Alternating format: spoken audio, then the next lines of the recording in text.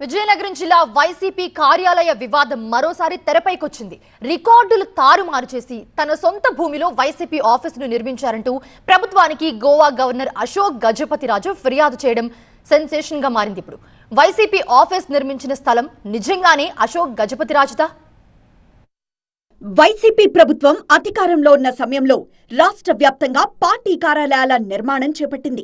అందులో భాగంగా విజయనగరంలో జిల్లా పార్టీ కార్యాలయ నిర్మాణం కోసం మహారాజుపేట సౌత్ వార్డులోని సర్వే నంబర్ 569లో 1 ఎకరా భూమిని ఎంపిక చేశారు. 2022 జనవరి 28న అప్పటి రెవెన్యూ అధికారులు, టౌన్ సర్వేయర్, ఇతర టెక్నికల్ సిబ్బందితో కలిసి స్థల పరిశీలన చేశారు. అనంతరం ఫిబ్రవరి 9న అదే భూమిని ప్రభుత్వ భూమిగా పరిగణిస్తూ మెమో జారీ చేశారు.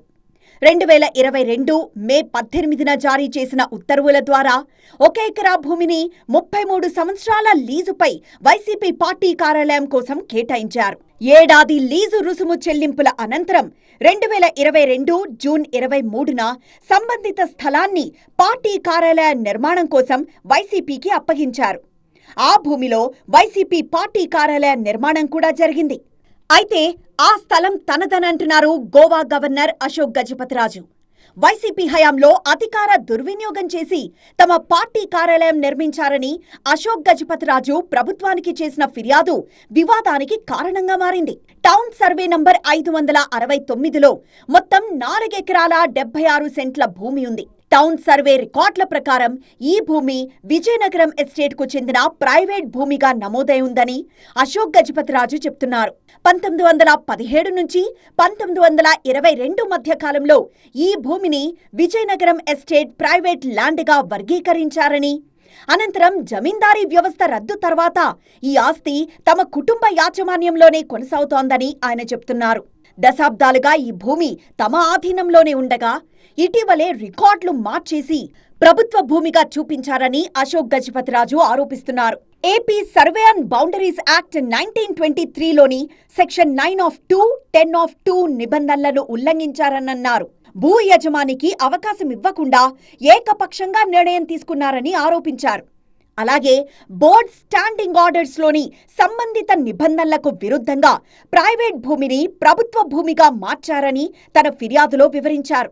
ఒక వ్యక్తి లేదా కుటుంబ ఆధీనంలో దశాబ్దాలుగా ఉన్న భూమి హోదాను మార్చాలంటే తగిన స్థాయి అధికారుల అనుమతులు అవసరమని, అలాంటి అధికారం ఎంఆర్ఓ స్థాయిలో లేదని ఆయన వాదిస్తున్నారు. ఈ మేరకు గతంలోనే జిల్లా కలెక్టర్, మున్సిపల్ కమిషనర్కు ఫిర్యాదు చేయడంతో పాటు ప్రస్తుత ప్రభుత్వానికి కూడా ఫిర్యాదు చేశారు. అశోక్ గజపతి ఫిర్యాదుతో మున్సిపల్ అధికారులు గతంలో పలుమార్లు వైసీపీకి నోటీసులు కూడా జారీ చేశారు.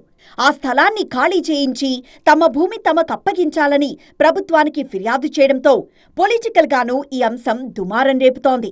ప్రభుత్వ రికార్డుల ఆధారంగానే భూమి కేటాయింపు జరిగిందని వైసీపీ అంటోంది. వైఎస్ఆర్ పార్టీ కార్యాలయాన్ని కేటాయించిన జీవో ప్రాతిపదికన మాకు ఇచ్చిన స్థలంలో కట్టాము. ఇది 4 సంవత్సరాల కాలంగా జరుగుతున్న ప్రక్రియ. మాకు జీవో వచ్చి అని అని అని అనుకుంటే అది అన్నిటికీ అనుభవిస్తుంది కదా. అది అధికారులు అనుభవించారంటే అదే అధికారులు కదా. ఇప్పుడున్న అధికారులు, అప్పుడున్న అధికారులు, అది రాజకీయ పార్టీలు వ్యక్తులు మేము మారుతాం తప్ప 5 సంవత్సరాలకు ఒకసారి ప్రజాప్రతినిధులుగా ఉన్న వాళ్ళు మారుతారు తప్ప అధికారులు ఎప్పుడు కూడా పెర్మనెంట్ కదా. అధికారులు శాస్త్రం. మాన్సస్ భూముల రికార్డులో కానీ, సంస్థాన వారసుల వ్యక్తిగత ఆస్తుల డిక్లరేషన్ జాబితాలో కానీ సర్వే నంబర్ 569 లేదు అని వైసీపీ అంటోంది. పైగా సంస్థానం రద్దుతో సంస్థానం భూములన్నీ ప్రభుత్వపరమయ్యాయి కాబట్టి అది ప్రభుత్వ ఆస్తి అని వైసీపీ చెప్తోంది. ఇటు అశోక్ గజపతిరాజు మాత్రం ఆ భూమి తనదే అంటున్నారు. దీంతో ఈ వివాదం జిల్లాలో తీవ్ర చర్చనీయాంశంగా మారింది.